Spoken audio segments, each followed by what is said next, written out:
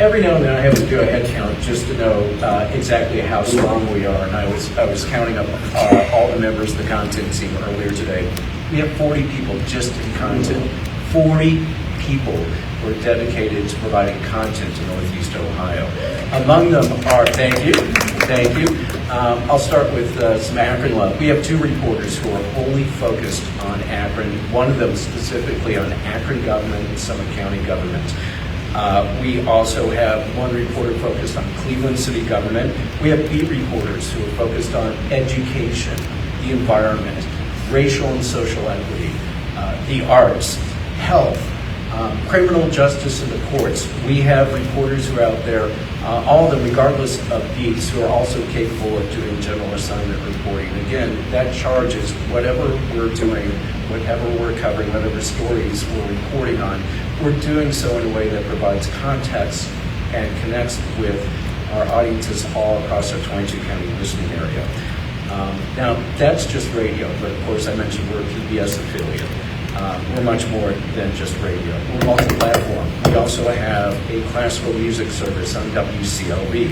We're TV, we're PBS, WVIC, and we carry national programs from PBS, and we also produce a number of great local programs, including Applause, which is our weekly arts program, wholly on PBS on WVIC. We also do Ideas, which is our half-hour reporters roundtable, airs every Friday night on WVIC, and it's rebroadcast throughout the weekend.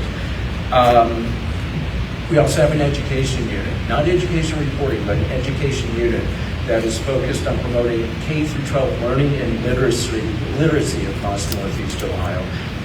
In addition to all the great work they do, they also produce, and if you have kids, you're probably aware of this news program that is focused on really helping 4th through 6th graders access and understand the news that's going on around the world, around Ohio, around Northeast Ohio, called News Depth. We're a multimedia service. We're really focused on serving our community. We're community engaged. It's not that we just sit back at our desk in Cleveland and Kent and Akron and do the reporting from there, but we go out into the community to make sure we're connecting with our audiences. The most recent community engagement effort that we had was last Thursday at the Cuyahoga County Parma branch, where we did a Sound of Ideas community tour that was wholly focused for an hour and a half on Issue 1. August 8th, don't forget it. If you are still confused about Issue 1 and what it is all about, I encourage you to listen to the show that we did. The event itself was at the library last week. It aired this morning on The Sound of Ideas, and it's on again tonight at 9 o'clock. So be sure you're listening at 9 o'clock tonight to learn more about Issue 1. We are also, I'm probably going over my time, so I'm going to speed it up.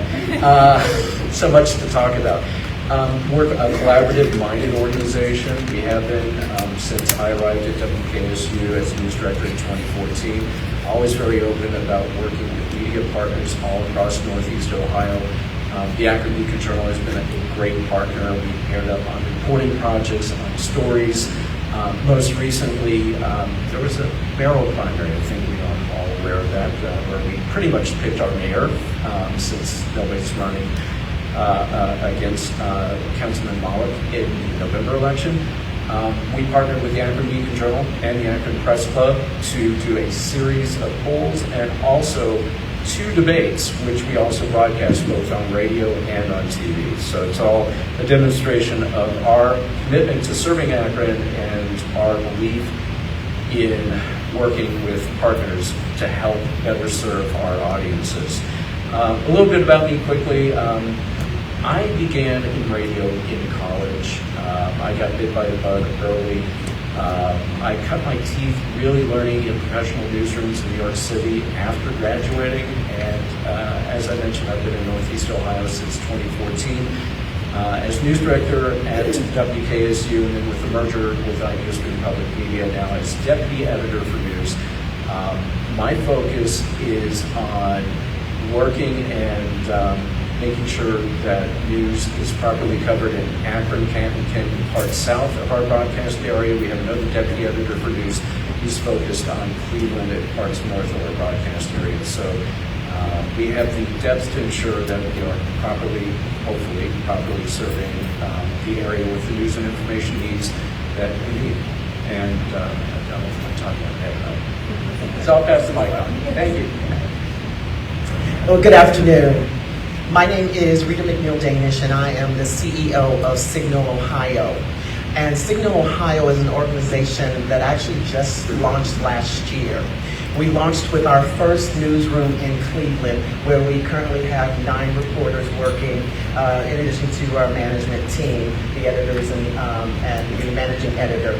But we launched in November out of that newsroom with the concept that we would have a network model of news. So as CEO, my responsibility is to provide all the business functions for Signal. So for all the newsrooms that we launch, I provide all the backroom, the finance, the development, the PR, everything you can think of, the HR. I'm responsible for doing that. So our newsrooms have no responsibility but to just focus on doing the news. I am a recovering attorney, however. I did not start with journalism. I started with the law. And I won't tell you how many years I practiced law, but suffice it to say, it's been a long time. And in my career, I was honored and blessed to have many great positions where I began to identify that all things are local. I was city attorney for the city of Dayton, Ohio. I was city attorney for the city of Cincinnati, Ohio. And I was city attorney for Greensboro, North Carolina. And if you're wondering how I got to North Carolina, that's another story for another day. But I was also a judge on domestic and juvenile. And then I had an opportunity that was presented to me that I could not pass by. And that's because our model is about combining civic engagement with journalism. So if you remember, I shared with you that all things are local. It's important that we go back to the voice of the people and that our issues emanate from what matters to our community. And so our model and our program is based upon focusing on those things that are of import to our community. What's also important to identify about our model is also that what is going to work in Cleveland is not going to work in Akron. And what works in Akron is not going to work in Columbus. And what works in Columbus is not going to work in Cincinnati. And none of that is going to work in rural America. So my responsibility is to launch these newsrooms in each community focused on that particular community's needs. And fortunately, I lived in, 3 of those cities and spent a bunch of time in the other ones. So I think that was why I was attractive and I was attracted to this position. And so we are launching Signal Akron, as I hope many of you have heard. Our editor-in-chief is sitting here with us, Suzette, who recently started on July 17th, but I think she is drinking from a fire hose, or I say swimming in the deep end with a tidal wave coming your way. But we are excited to do combining news with what matters to our community. So part of our model has a portion called the documenters. And what the documenters do is they actually document your public meetings. So the reality is there's only so much manpower out there. But if we can re-engage our community, our documenters serve a dual purpose.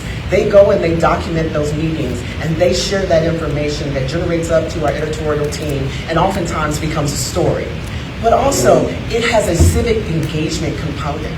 Imagine a documenter who, previous to becoming one, did not trust government, did not engage in government, and did not want to be in a meeting, nor did they understand what in the world was going on. But we now have 650 documenters in Cleveland who can tell you what happens at a city council meeting, who can tell you what the difference is between a resolution and an ordinance. But more importantly, now that they are engaged, now that they are trusting, they are telling all of their friends and family. And so someone asked me today, what is your ultimate goal? Well, when you combine civic engagement with journalism, you begin to change the trajectory of where we are as a country. And if we can change the trajectory of Ohio, we can change the trajectory of the rest of the country. So what I am proud to say is each of our newsrooms will be engaging individually with each of its communities, identifying those issues of import. We focus on the same issues that you identify: government accountability, public safety, education, arts, environmental, all the things that are important, but it comes from the community in terms of some of the issues that they identify. So it is certainly my honor and my pleasure. Hello, everyone. I'll be brief. I'm the odd man out once again. Go figure. My family is in the restaurant business, started in 1932, and it was from that business that I was in the kitchen as a 19-year-old pseudo chef, and I discovered this wonderful public radio station, WAPS, and fell in love with it, which led me to college. And for my young people amongst us, do that internship. Make sure you take the internship. During my time in college, I took an internship with Fox 8 and was hired in that prestigious television station during some great times. I spent 6 years there, was Dick Goddard's personal producer, and produced the sports department with Casey Coleman and Dan Coughlin and Mark Schrader and John Telich, and covered 2 World Series. I think I'd still be there had it not been for a guy named Bill Gruber, who sent me a job link that said, "You want to be my boss and come back home and run this radio station." So some 23 years later, I am the general manager of the Summit Public Radio. No news. We leave it to these folks. No sports, no talks, no politics. 95% of the time when you turn on our station, you're going to hear music. So we're an extension of the arts. So I'm not here to talk about news. I'm talking about this wonderful community and how it supports an arts public radio station like the Summit.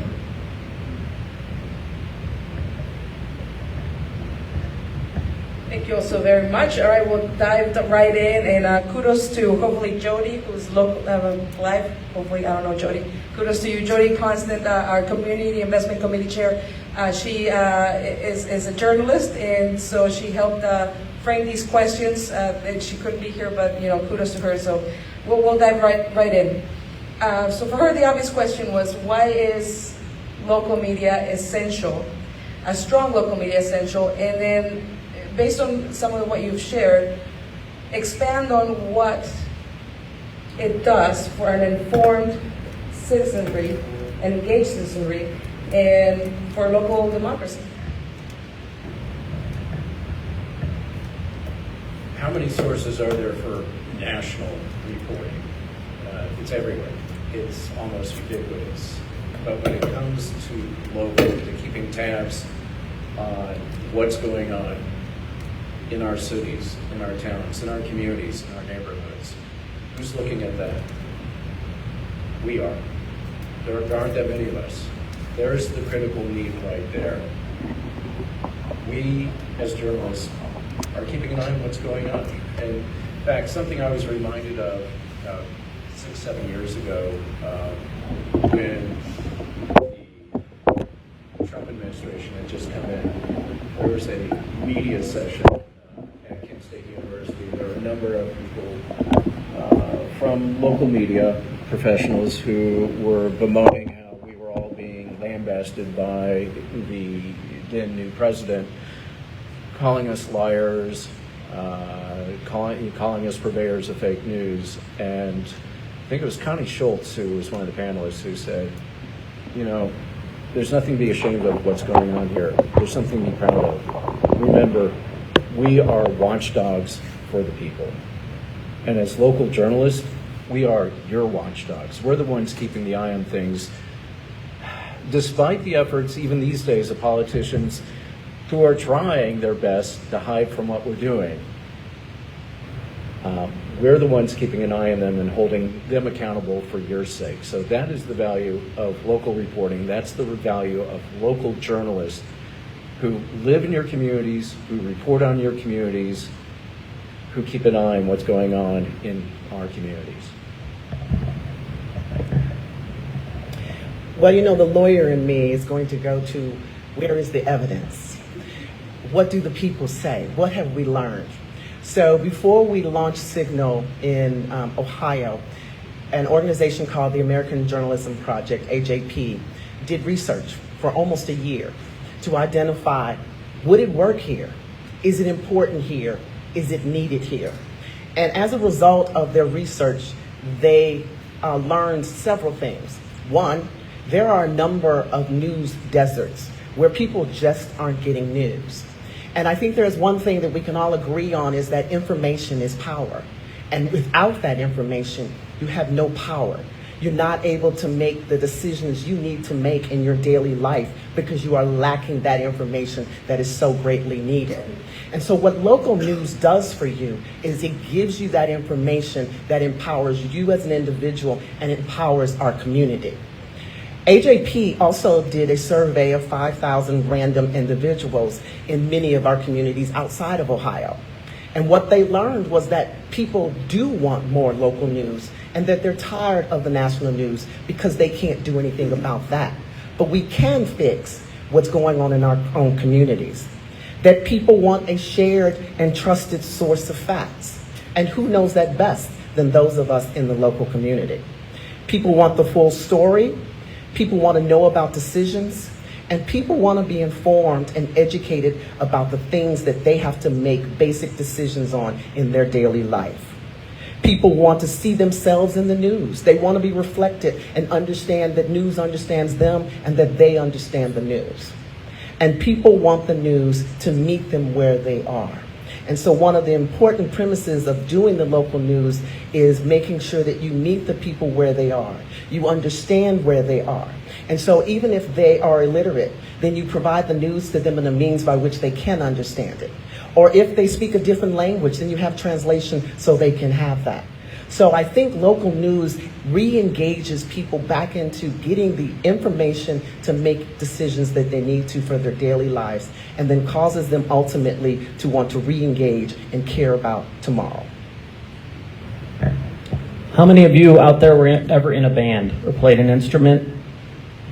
Dave Lee Rita? Okay. You do a little bit of everything.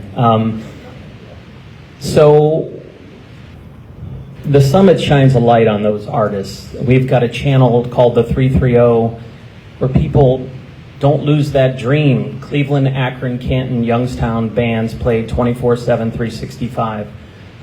That's pretty special. Another, I want to kind of explain where we lie in the media landscape. Anything below 92 on the radio dial is public media.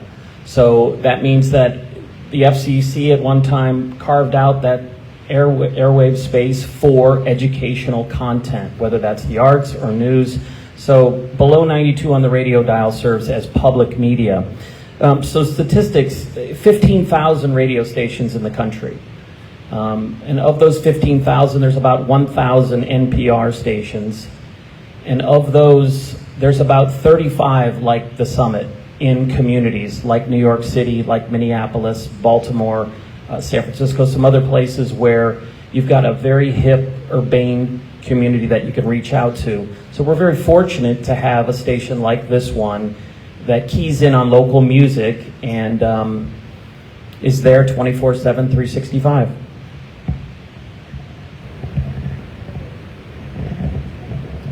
You mentioned the news deserts, and there's also, I think, issues with trust in media, right? Through either the perceived or real biases in growth of disinformation, information manipulation, and or skepticism of the public. So how do you each deal with this with your respective media outlets? Let me tell a story first. I'll tell a fun story. So a woman named Mary Stormer, who was an Akron Public School board member many years ago, invited me to her home on Kenilworth Avenue here in Akron. She said, come by my home at 10:30 on a Wednesday. I want to give you something. So I knock on her door in Kenilworth. It's pouring rain. The house is dark. She gives me a cup of coffee. She's playing some jazz in the background. And she looks me in the eye very quietly and says, my son's in a band. This was 2002, and she handed me the demo of the Black Keys' first record. So you never know. I went back to my program director and said, you find a track on here to play. And he did. And so that's one of those stories where it's about community, making a connection, being from the area, knowing her family and the Carney family and how wonderful they are. So it's just one little nugget of how the Black Keys started here in Akron. Nice. I probably have answered some of that, but what I would say is a couple of things. It's important to build trust by meeting people where they are. And so as part of what we do, I'll talk a little bit about Signal Cleveland because Signal Akron's not up yet, but a lot of what we do on our website is, for example, they identified in that research that I mentioned to you that there's an illiteracy issue in Cleveland. As a result, you can now go to the website and have some of the stories read to you. So you are not hit by the reality that you can't read or challenged to have someone read it to you, that is in your family or in the house. You can actually go and have a story read to you. We also go into the community. We have library hours. We talk with people. We meet with people. We ask them what's important to you. Are we talking about what's important to you? But also, I will refer back to the work that we do with the documenters, and I too will tell a very similar story, and maybe some of you read about the story. One of our reporters did a story about lead, and that lead story ultimately resulted in a change in City Hall. In City Hall, they had a commission that was devoted to assessing whether there was lead in the houses of our communities. But as a result of this story, they reactivated the commission and assigned a housing inspector to go out there and check those houses.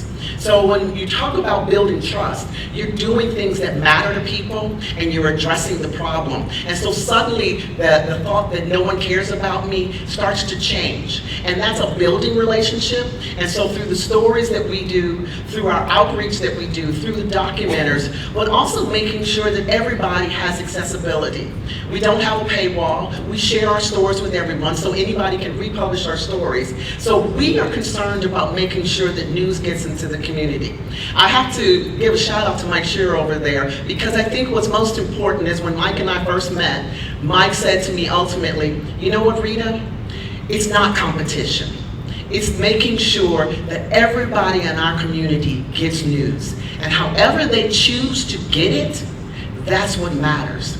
So for us, we think that if we partner and we work together and we work collectively to make sure that everybody is represented, that everybody is communicated with, that everybody knows that we are thinking about what matters to them, then I think we build that trust, we re-engage, and then we move forward as it relates to local news.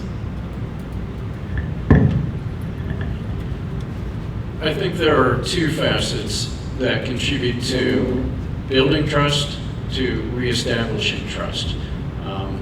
And they are engagement and transparency. Engagement is with the communities that we answer to, the communities that we serve, Northeast Ohio. How do we do that? Well, certainly each individual in the newsroom has contacts, has sources, have connections in the communities where they live, and that's a starting point, but that can't be the ending point, because then we're just telling stories that apply to our own little worlds. What we need to be doing, what we are charged with doing, and what every member of the content team is expected to do on a regular basis is meet new people outside of the reporting. Yes, there are commitments that go with time and energy on the reporting that you hear on air, that you see on our website. But beyond that, every single member of the team, myself included, is expected to get out and meet people. How do we meet them? We introduce ourselves. We're at events. You know, I go to Akron Roundtable. I'm a member of the Akron Press Club. I'm out at various events. I'm out in the community. I introduce myself. Hi, I'm Andrew Meyer. I'm the deputy editor for news at Ideastream. Can I buy you a cup of coffee? Can we talk? Same thing with reporters. Not based on anything transactional. Hey, I need to talk to you about a story. No. Can I find some time to just sit down and talk with you? It's about building those connections. It's about building connections in the community so that people know who we are and what we are trying to do. So that when there are stories, we can know the people we need to talk to, and that we can do a better job of telling those stories. And then the element of transparency. We're not hiding behind curtains doing what we do in secret. We want people to see what we're doing, the process that goes on. We try to be as clear as possible. We are crystal clear in sourcing everything that we report in the digital realm, because we're multimedia, it's not just radio. We make sure we're well sourced. We provide links. We provide primary source documents in our digital stories so people can see where we're pulling the information from. We're transparent. We want people to be clear on how we go about doing what we're doing. And sometimes that means explaining to people how we do our jobs. But the other part of transparency is we goof. Not often, but we do make mistakes. And when we do, we own up to them. On the website, we put a correction notice. We let people know, hey, we messed up here. We're sorry about this. So it's about engagement and transparency. I can certainly vouch for that, cup of coffee. While we haven't had the cup of coffee, we've certainly seen each other at the round table, and he's offered that same line in which, reach out to me, let me know the stories. And indeed, if you have stories, I'll call your attention to their emails up there on the screen. Let them know, communicate with them, contact them, connect with them, right? So that they are aware you are our community, and they won't know these things if, sometimes you don't share the information with them. So, feel free to reach out. They'll respond. There is a person behind that. Now, Tommy, I had a question for you. It's the sample, was it a cassette? CD. Okay, it's a CD one. 2002. I wonder how they might be sharing that these days. And so that brings me to technology. And you were talking about engaging, and social media has definitely accelerated the speed by which we engage, and we engage across, not just our own local areas, but across the world. So how has social media made an impact, positively or negatively, on the historic delivery methods for providing news? Where's print at with that? Okay. Social media, love it or hate it, and Elon Musk makes it very easy to hate these days. It's how, generationally, certain segments, that's how they consume their information. That's their connection point. Twitter, Facebook, Instagram, TikTok, Threads, anyone? As a media organization, as a multimedia organization, we are conscious of the need to reach our audiences where they are. Are they at 89.7? Great. They're listening to us. Are they online at ideastream.org? Great, they're reading our stories. Maybe they're listening to our content there as well. Our reporters, all of them, take advantage of social media to help spread the gospel of what they're doing. They do a story, they post to Twitter, they post to Facebook. We're getting better about Instagram, we're building up Instagram. Like a lot of people these days, we're taking a good hard look at Threads. We're looking to reach people where they are to make sure that they're aware of the stories that we're reporting, that the information that we have, and using those platforms to make that accessible to them wherever they are, so it's easy for them to find us and find the information they're looking for. I might just say ditto. It is so true. Going back to the research that was done, one of the things that they learned was most of the young people, and which is what's young to me may not be young to some people, but most of the younger generation, they are all getting their news through TikTok and Instagram. And at the end of the day, if you want them to receive the information, then you've got to get it to them in the way in which they receive it. They also are quick to get just quick bites. They are not going to read a 5-page story or a 3-page story. They're going to get it in a bite, and you have to communicate it in a bite that they can understand and accept and move on. But what you want to do is be able to communicate to them so they keep coming back to you as their source. So it's important that we do meet them where they are and communicate with them in a fashion that works and resonates with them. And I'm going to go back to Tommy's example about the music. The reality is, many of us remember when there were 8 tracks. I laughed and said, was it an 8-track? I am now dating myself, I guess. But, we moved from the 8-track to the CD to the DVD, and now we're on Spotify and Pandora. The world changes, and we have to change with it. I always joke about the cheese is moving, we have to move with the cheese. You can stay back there with the 8-track, but you can't even find an 8-track player today. So the reality is, if we want to make sure that we are informing people, all people, that we are reaching all people, we have to do it in a way that they understand and will communicate back with you.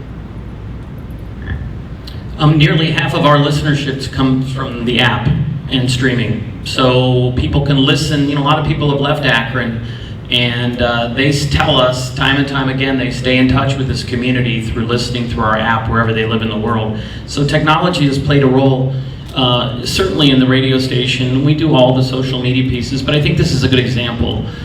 I was, a good friend of mine, Jim Fander from the Akron Rubber Ducks, allowed me to play in an all-star baseball game. Travis Hafner, the former Cleveland Indians, playing first base. I'm playing second base. Carlos Meyer is at shortstop, and Betsy Kling's at third base. And Betsy, I was really in the moment. This was a great place to be on that field with those players. And Betsy was so into having to tweet and update her Facebook page. She was lost in the haze of social media, and it was disappointing because I think she missed that opportunity to really take in the moment. To give you an idea of Fox 8, when I was there through 2 World Series, I guess I said that, 95 and 97, we did 6 hours of live local news, 6 hours. Now on Fox 8, anybody take a guess at how many hours any one of the news stations do per day? They've got a 4 a.m., a 5 a.m., a 6, a 7, and 8, a 9, some have a 10, noon, 4, 5, 6, 10. That's 13 hours of local news. And that landscape has changed drastically because people don't DVR news. They tend to watch it live. So that means you can sell commercials for insurance companies and car companies that people are watching passively. Plus the audience is turning over regularly in the morning. So it's just an interesting fact in the changing landscape of media and television. I'll just take the mic for a second. One other thing to build on what Rita was talking about concerning how young people consume media. They're looking for the bite-sized nuggets. I think the challenge to all of us is not just to tweet that, oh, check out this story, but rather inform and then encourage them, incentivize them by using, we'll call it best practices, of what will then get that young consumer to click and then read the 3-page story, the 5-page story. So that's something that we're all very mindful of and working to incorporate for our social media people and for all of our reporters. So changing landscape and technology. Jody had a question about this, artificial intelligence, and while I was pondering what question to ask you guys, as soon as my clicker goes back to work, if not, can you click that, Olivia, please? Just once. Thank you. While I was pondering what question to ask, I went to ChatGPT to generate some questions, and I prompted it, what questions would you ask nonprofit media outlets about the impact of artificial intelligence? And it prompted 14 questions. And this is a matter of seconds, right? So I'll share with you 2. I think we have time for 2. The first one that popped out is, how is your organization currently utilizing AI or covering AI-related topics in your media content? Got a good story about this. So there's a station in Portland, Oregon, 95.5 FM. They decided this little trick that it takes 4,000 words to learn, let's say, my voice. So after 4,000 words, suddenly they've got it figured out. They had this young lady named Ashley. Now, Ashley was in Michigan voice tracking the Portland station.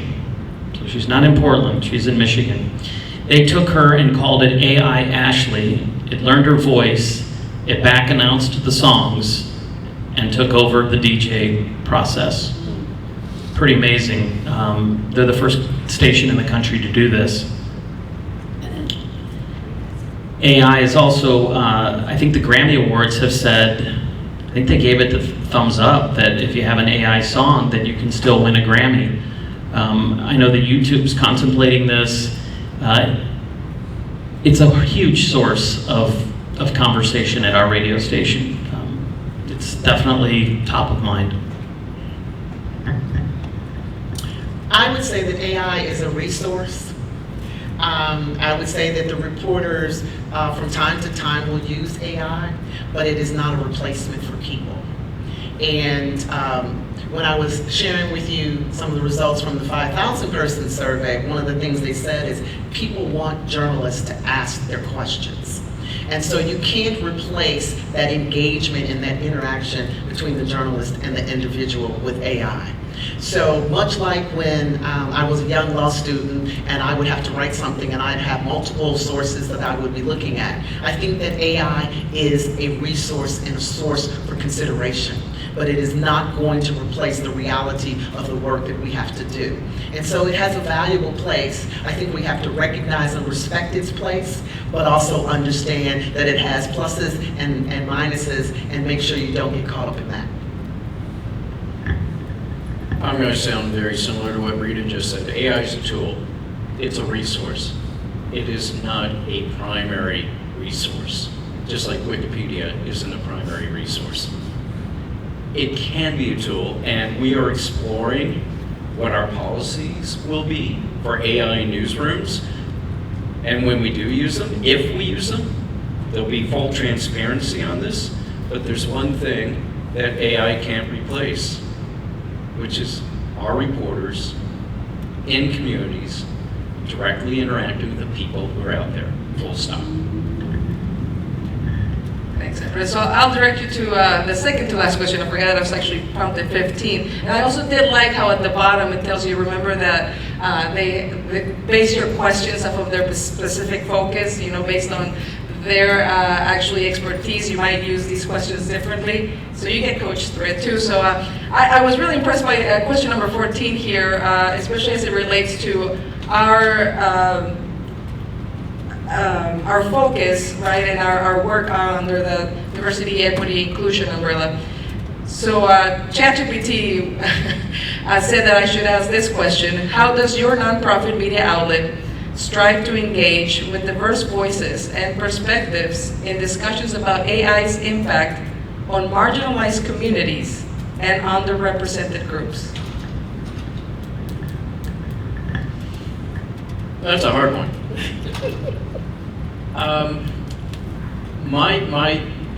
I think for me, the issue comes down to trust in what I learned from AI. And in all the reporting that I've heard to date, my takeaway is AI tells you what you want to hear. It doesn't necessarily tell you the truth.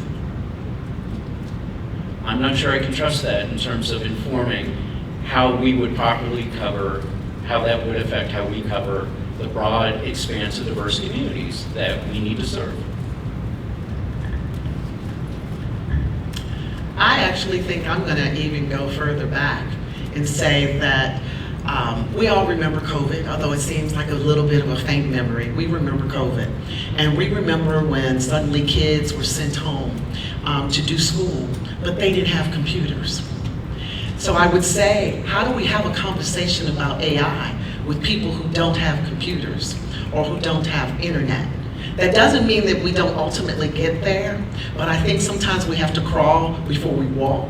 We talk about it as a reality. We talk about whether or not it's a trusted source, but I also think that we have to be honest and keep it 100, as we say, and talk about the fact that there are people who we want to make sure they're consuming news. We want them to re-engage in civic engagement. We want them to care and trust in the news. And so we have to first make sure they have everything they need to do so. And if that's broadband, if that's computers, if that's whatever they need to have that information, then we can start to have the conversation about AI. But I would rather crawl before I walk. I'm going to tell you how to make a good chicken francais.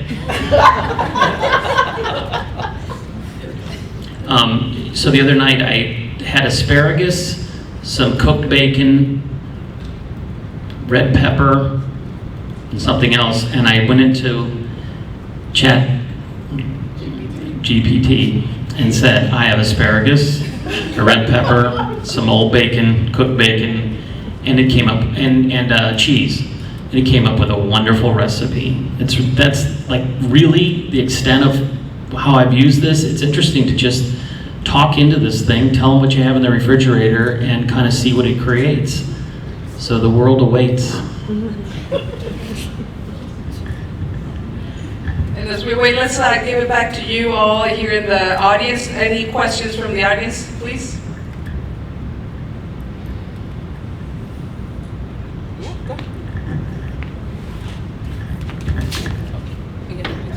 Okay, perfect.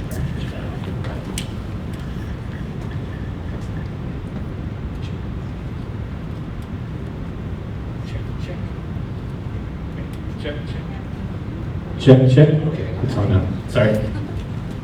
Thank you. You go. Good afternoon. Talk into the mic. Good afternoon. There you go. Rita, can you talk about how Signal Akron will be differentiated from Signal Cleveland? Perhaps talk about the advisory board, or what's going to be distinct to Akron? Well, Signal Akron will have 11 in its newsroom, which we expect to grow, right, Susan? But we also have a Signal advisory board that is created out of the Akron community. So there are representatives, and it's diverse representatives, so young, old, nonprofit, corporate, we have educators, we have community workers, all on that Signal Advisory Board.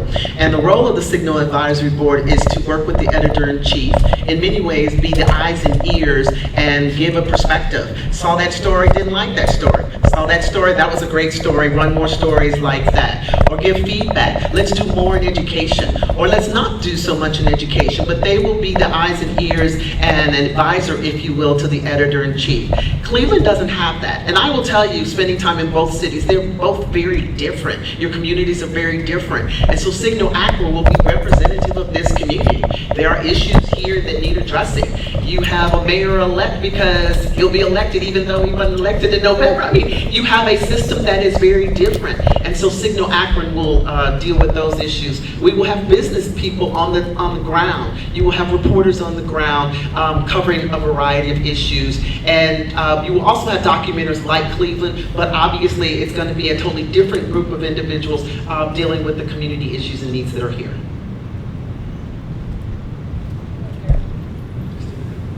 Can I ask? I have a question. Can you hear me? Yes. Yeah. I'm wondering, Rita, if you could talk a little bit about, for example, the Marshall Project in Cleveland. I was, along with a lot of my friends here, worked at the Beacon Journal for a very long time, and we had competition between the PD and the Beacon Journal, and then it turned out that that was just not wise in hindsight. And so now I am learning about the Marshall Project, and just now learning about you, and I'm wondering if you can talk about what your plans are, if any, to cooperate, to collaborate, how your relationship will be, given what we all know about what happened with journalism. Absolutely. So I am very pleased to say that we already have a partnership with the Marshall Project. In fact, we have a reporter that works, that is comes out of Marshall Project. We share space. We allow them to use our space in our newsroom. We work on stories together. I think there was a Marshall Project story that talked about, whatever, it's one of the crossways in Cleveland about the number of stops. We worked in concert with the Marshall Project on that story, which it raised the issue of police making stops that were improper stops and the number of people they were stopping that were African American versus not.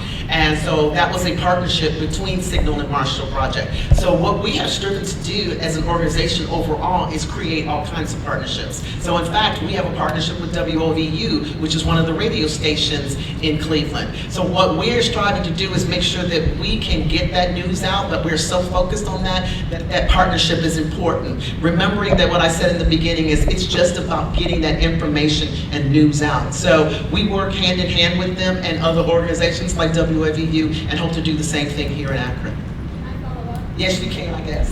How does your financing How does your financing work? With Marshall Project? work? Well, Oh, overall, oh, sure, okay, sure, I can, absolutely. So, because we are a nonprofit, and there has been a wave of nonprofit newsrooms across the country, there was an investment made by philanthropy that said, we have to bring back democracy, and that good news that is non-biased, nonpartisan, local information and news is important. And as a result, we're gonna make an investment in that. So our finances work that, in the beginning, we are heavily financed through philanthropy. I would say a good 70% of our financing comes from philanthropy. So as many people know, Signal Akron, we got a major grant from the Knight Foundation. In Cleveland, we got major grants from the Cleveland Foundation, the Fowler Foundation, and a number of other foundations. But we also have major givers. We also have what we call subscribers, but we don't have a paywall. We simply say to subscribers in the way that if you go on the website and say, I want to get your newsletter, it says, do you want to subscribe? So individuals. We also get income from corporations through revenue and advertising, as well as gifts from corporations. So we try to make sure that we have a diversified source of income so that we are sustainable.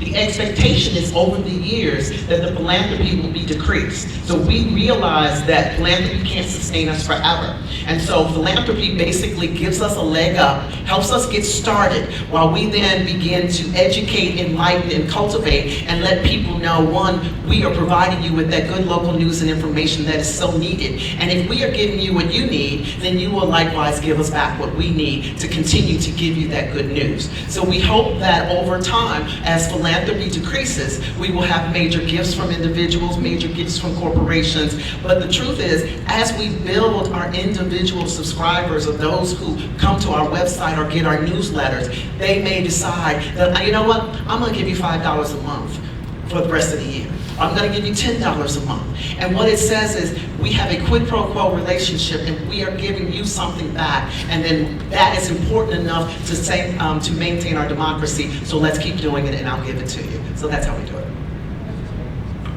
So, what are each of your organizations doing to intentionally engage our adolescent population and maybe young adult population in this industry?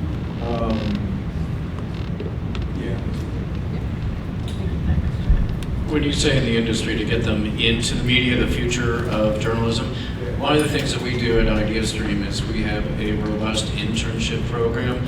Throughout the year, we have interns from Kent State's journalism program, and then in the summertime, we also have interns from universities around Ohio, and the goal is to give them direct, real-world professional newsroom experiences that can help them unlock doors to great jobs immediately after graduation.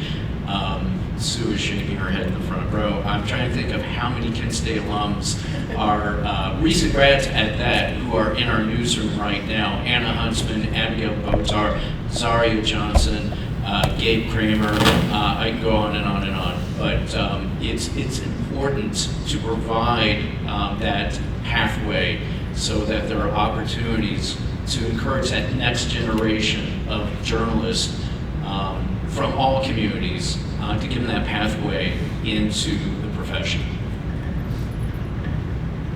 We are still relatively young, so we don't yet have an internship set up, but we do have mentorship programs where we're working. And then Sue, who came from Kent State, she has a vision already for Akron of having internships, whether they are free or paid. I know she has a vision that she's already articulated. But I would also refer back to what I shared with you about the documenters. And there are 650 documenters in Cleveland.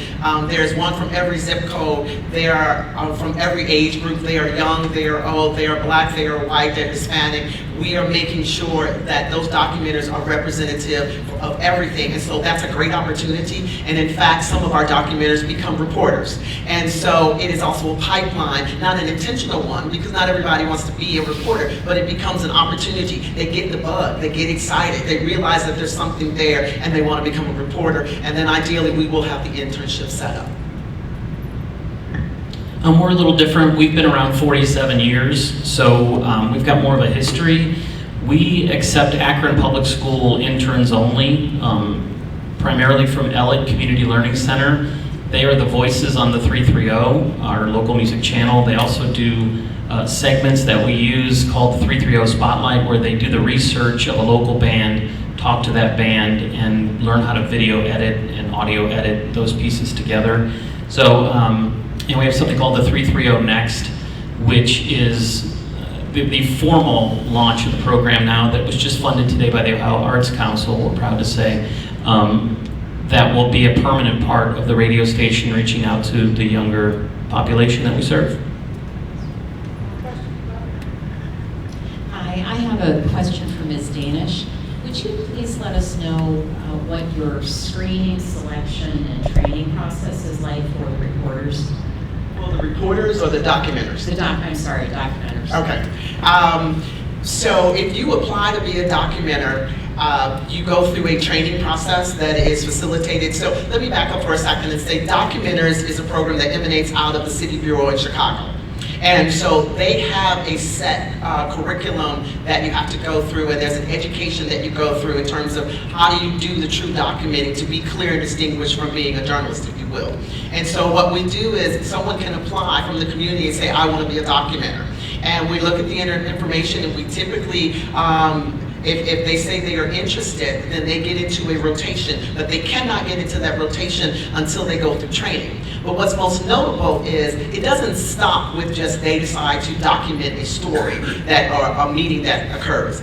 That information is then given to an editor who then edits, screens, evaluates, and makes an assessment about that story. And so any number of things could happen just as it would happen with a reporter. It could be posted as a documenter story on the website, or it could be given to a reporter, and then oftentimes it's given to a reporter in the newsroom who then follows up to see if there's additional information, to vet the information, and track down the facts, if you will, to report a story. So it doesn't come like straight from them, but it is a process. And so we have enough, we think, safeguards in place, in part that comes from City Bureau, that says that it isn't random. Someone once gave the example, having been in City Council, you know how there's always public comment.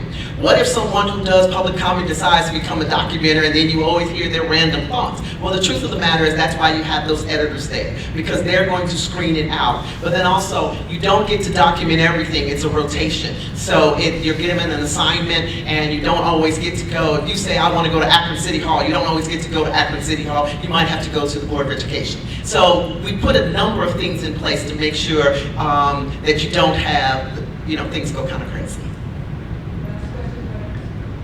Hi, I just want to say thank you to the three of you for sharing your knowledge and your time with us today. I'm a manager of marketing and communications at a local nonprofit, and could you, I guess this could apply to all three of you, could you speak to, there's so much information, there's so many stories, like how do we stick out when, there's all of these stories coming through the reporter's inbox?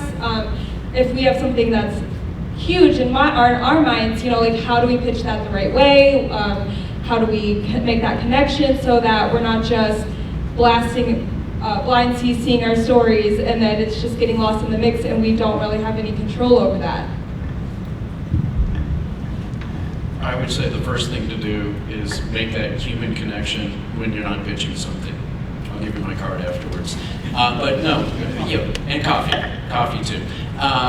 But reach out when you don't have something. Just so, and this is in general. So if you feel that we don't have a good grasp of what your organization does, that we can have a better grasp of it, so that when you do have something that you feel is worthy of coverage, then you're not just one of a morass of thousands of emails sitting in our inboxes. No, we won't cover every single thing that you pitch, but we will be mindful of the bigger things that you will be trying to help spread the word about. And you're looking for publicity for what you're doing. We're looking for stories. We're looking for reporting about news. So what we're looking for is where's that overlap? Where's that period where's that tiny sliver of the moon where both our needs are being addressed? I'd actually like to punt that question to my new editor-in-chief because she'll be making those decisions. here. So a couple of things. Think about, my publication, so obviously we don't exist yet. But once we do, look at what we write about, what we report on, and think about what map fits that. A little closer. Is that better? Because like Andrew said, we just get inundated.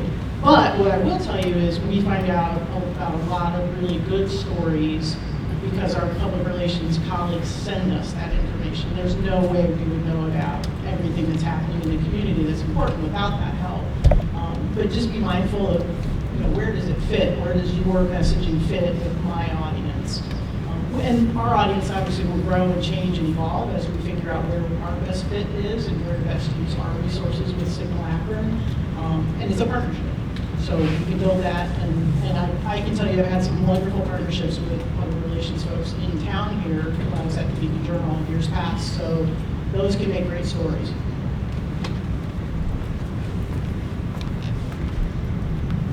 Last question for real. Sorry, thanks. Hey, am I on? Yeah, right. Real close. You may have answered the question. I just want to confirm. I feel like I'm missing a dot. So I'm talking about Signal Akron. Suppose we have a story that's done. We're ready to push it out. Where do I go to find it? The Beacon Journal, Ideastream, Tommy's station, Channel 8. Where do I go to find the story about Akron? It's unclear to me. Well, and that might be my fault. So I'm asking the question. Where does the story come from? This is a story that you're just looking for news about your community? I'm looking for Akron, or for Signal Akron's story, the finished product. Where do I go to find it? Okay. Stay tuned. It says stay tuned. Literally, Sue started on July 17th. Last week. We are in the process of getting the newsroom up and running, but right now she's a team of one. We are in the process of hiring her staff. We'll have a newsroom. So I will say stay tuned, but I would say, I'm going to say, what do you think, Lynn, in the next month, we will have a cover page for signalakron.com where you will be able to list your name and say, I want to start receiving it when it is ready to be released. We are hoping optimistically that might be September, October. She's giving me that look like, right, Rita? You will have that cover page and we will tell you when it is coming, and then once it's released, once you put your email address in there, you will get the first copy that comes out of Signal Akron, and then after that you will continue to go to signalakron.com for your news unless you subscribe to the newsletter.